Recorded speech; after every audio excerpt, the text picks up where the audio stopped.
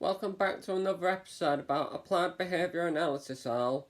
Throughout this episode I'm going to discuss that which qualifies an intervention as Applied Behaviour Analysis. As mentioned before, most just call themselves ABA for the sake of insurance. They are not actually ABA. There are 7 dimensions that an intervention must meet in order for it to qualify as Applied Behaviour Analysis. The first one is generality, second effectiveness, 3 technological, 4 applied, 5 conceptually systematic, 6 analytic, and the 7th behavioural. Now I'm just going to go through in ABA's own words what they are. Generality refers to generalization of behaviours and skills. A behaviour analyst helps clients generalize their new behaviours through multiple people, natural settings and times. End of quote. So basically there, if the interventionist is taking them to different social settings, different environments and so on, that's trying to generalise the ability that we can do it anywhere, whatever it is they are trying to learn. So there's not much of a problem with the first dimension. The second one, effectiveness, where it says effectiveness means interventions produce change in behaviours. Interventions are research proven to change behaviours, such as increased communication responses. So on their views of what's effective, effectiveness does not include health and safety. They've got no concern about the health and safety of the individual, no concern about the internal state. All it talks about there is changing a person's behaviour, behaviour modification, not anything to do with health or safety. So if you acknowledge anything about a child's health and safety in an intervention, you are not practicing applied behaviour analysis on your child. The third one, technological. Technological focuses on interventions clearly written so people understand the purpose of them for clients. Interventions are written and explained clearly in detail for behaviour analysts and RBTs to replicate for their clients. So they always replicate the intervention. That makes it very rigid and inflexible. So if the therapist helping your child in ABA is willing to bend things, be more flexible, and actually do something different to what the original plan was, that's not applied behaviour analysis, it's violation and conflict of another one of the 7 dimensions.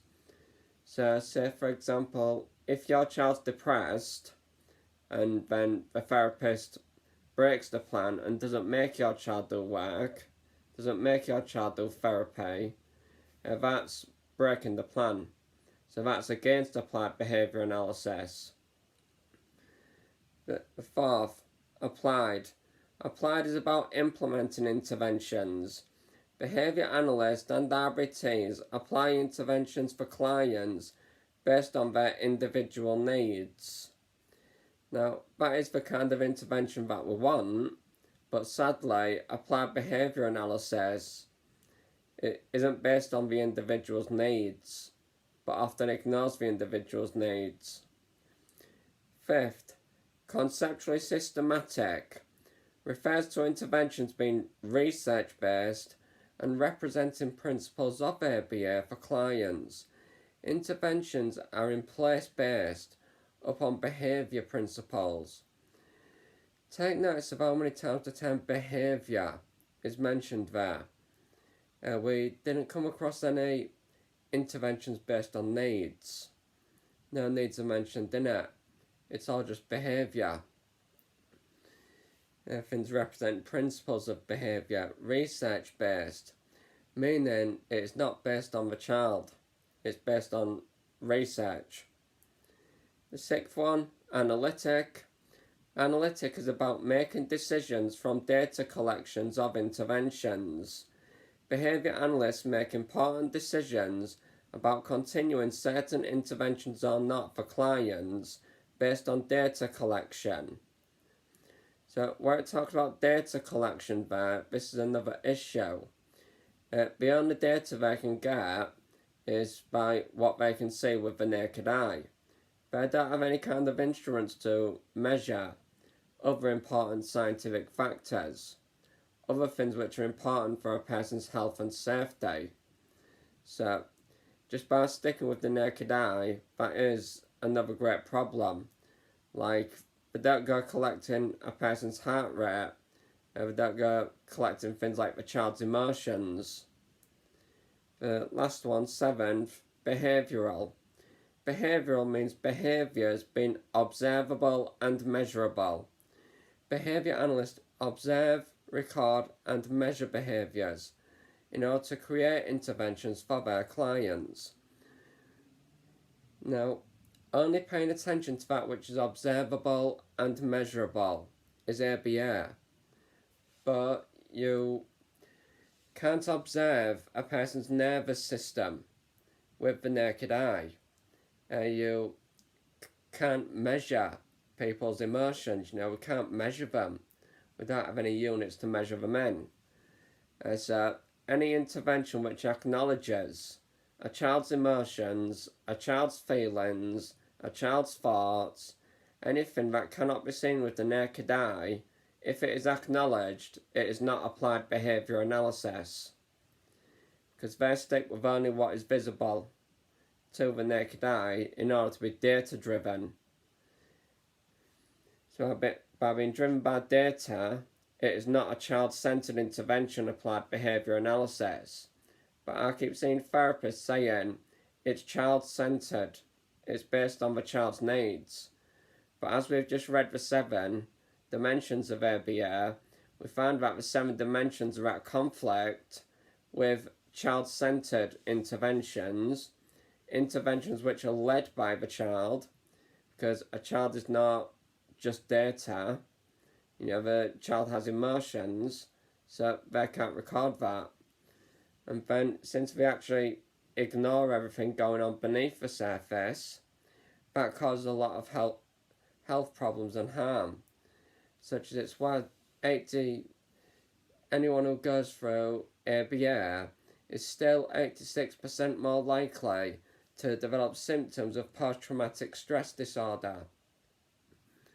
That's what a university study has shown, and they've repeated the university studies today, and they're still finding over 80% more likely to develop PTSD. So that shows that there are problems with actual ABA, where they only pay attention to what's observable. We've got numerous resigned ABA therapists, people who used to work for ABA, but they resigned because whenever they made an objection, such as they objected about ignoring a child's nervous system, they objected about ignoring a child's emotions, they objected about doing the work while the child is so depressed. But the bosses, the BCBAs, who were not even there at the intervention, tell them, just swallow your objections up. The objections don't matter. It doesn't matter that the child's depressed or anything. This works. It's the only evidence-based method, which is just another direct lie. And then you've got numerous ABA therapists who used to be ABA therapists, confessing that they've come to find out that they were taught a big bunch of lies. And this is why ABA therapists are told to never watch anti-ABA material, to never trust any other science field, any other science discipline, because all the other science disciplines show the harm it causes by ignoring a child, planned ignoring. If you intentionally ignore the child, that hinders human development. But ABA, the money scam, as I covered before, that's what it was. ABA doesn't want its workers to know that. It does not include anything to do with physiology about how some of their techniques will increase the heart rate, increase blood pressure, cause adrenaline to come flowing out the adrenal gland. And as that adrenaline goes through the system, it damages blood vessels and causes blood clots. It leads to heart diseases in the long run. But ABA cannot see the heart, it can't see a heart rate, it can't see blood pressure, it can't see the blood going through, it doesn't see the hormones. So none of that, out of all that's going on beneath the surface, inside the body, all the different functions that happen inside your body that cause damage, all of that is disregarded because ABA cannot collect data about it. They claim that there was something called a functional behaviour analysis, where basically they're trying to figure out the cause of a behaviour. But here's the thing, people can perform the same behaviour for multiple reasons, but ABA, due to its narrow-mindedness, it thinks that there's only one reason someone would do that behaviour. So each time the individual does that behaviour, they go assuming it's that reason. So it's based on assumptions. And with it being all based on observable things and measurable, that also means that different therapists will interpret the behaviour differently. So all the data is actually observer bias. It is made out of assumptions. The data is not factual. And because we can't see what goes on beneath the surface, say if we take the stimming as an example, if an ABA therapist was to say why they are stimming, they'll say reinforcement. But that's the best answer ABA has. But if we go into other science disciplines, sometimes a child will stim because they've got too little dopamine, because when you've got less dopamine in the front of your brain, it causes that stimming movement because it results in understimulation. So they've got to stim more to become stimulated.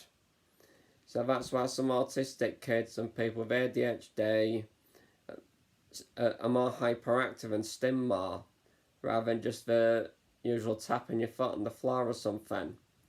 But when they do things like flapping their hands like that, something more active, because we need to produce more dopamine. Other times it'll be because of anxiety or stress. So there's numerous reasons why a child would behave the way they do, but ABA doesn't acknowledge, look at what's going on beneath the skin. So they don't actually know why the child behaves the way the child behaves, because everything beneath the surface is ignored and disregarded.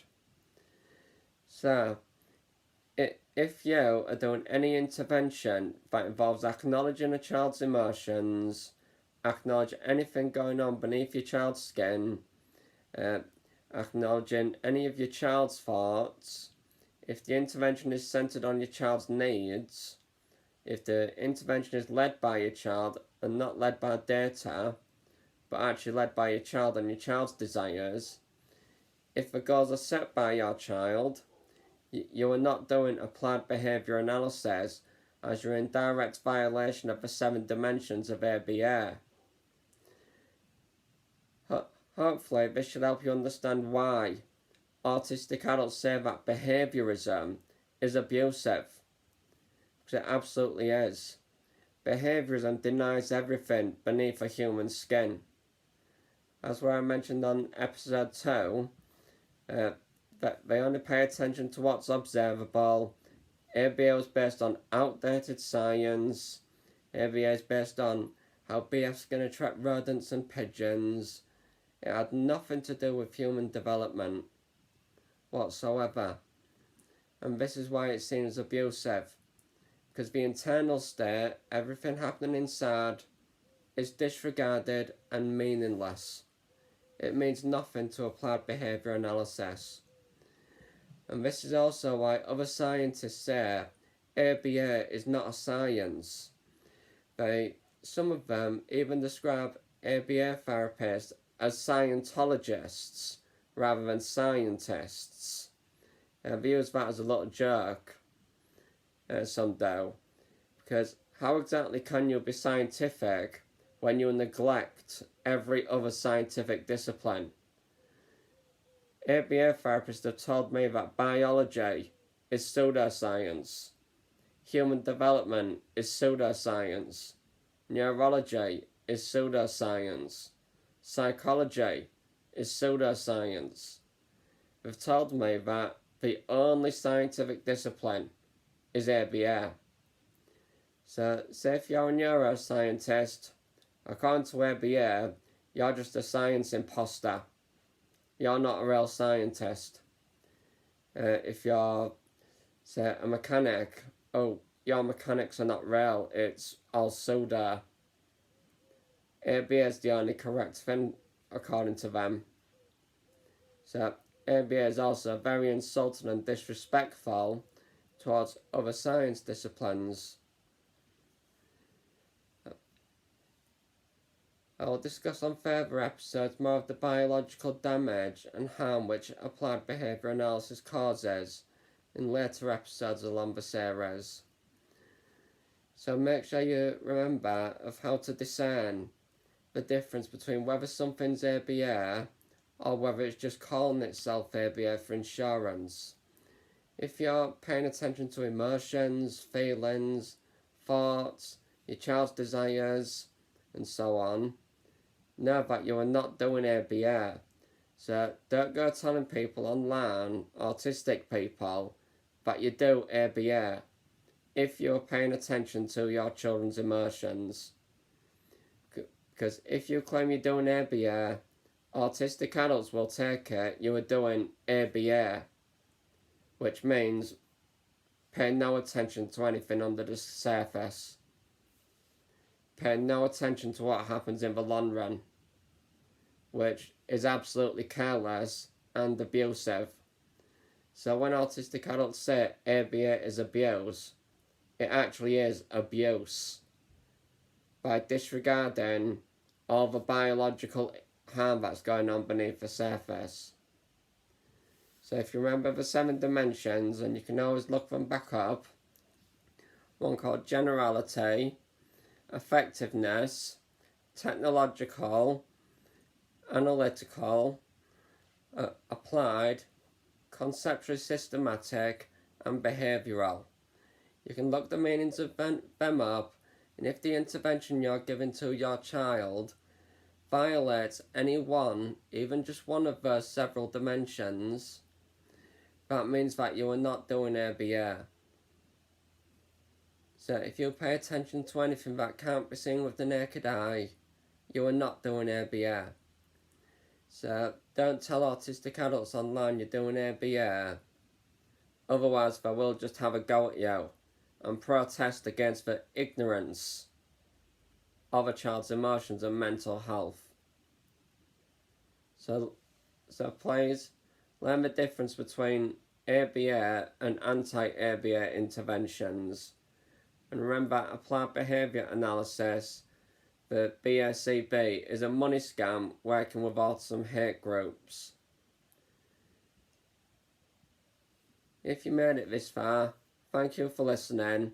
Stay tuned in for more episodes about the actual harms that occur beneath the surface that lead to things such as suicidal behaviours and ideology, as numerous autistic people have committed suicide as a result of applied behaviour analysis.